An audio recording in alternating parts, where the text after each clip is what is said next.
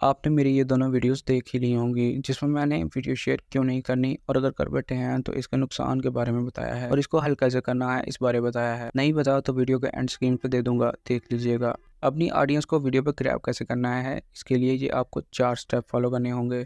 چوتھا سٹیپ نہ کیا تو باقی 3 کسی کام کے نہیں، اس لیے وہ موسٹ امپورٹنٹ ہے۔ دیکھیں یوٹیوب کیا چاہتا ہے پہلے یہ جان لیں۔ جب تک آپ کو پتہ ہی نہیں ہوگا کہ ایک کمپنی کیا چاہتی ہے تو آپ کسی کی سنی سنائی باتوں میں آ جائیں گے۔ یوٹیوب یہ چاہتا ہے کہ ایک ویڈیو اپلوڈ ہو، یعنی 1 منٹ کی ویڈیو ہے اور لوگ پورے 60 سیکنڈ ویڈیو کو دیکھیں۔ اس میں بھی یوٹیوب کچھ چیزیں ضروری مانگتا ہے۔ پہلا، ہائی کوالٹی تھمبنیل ہائی کوالٹی ہونے کے ساتھ ساتھ اٹریکٹیو بھی ہونا چاہیے۔ دوسرا، وہی کنٹینٹ آپ کی ویڈیو میں ہو جو تھمبنیل پہ لکھا ہے کہ ویڈیو کس بارے ہے۔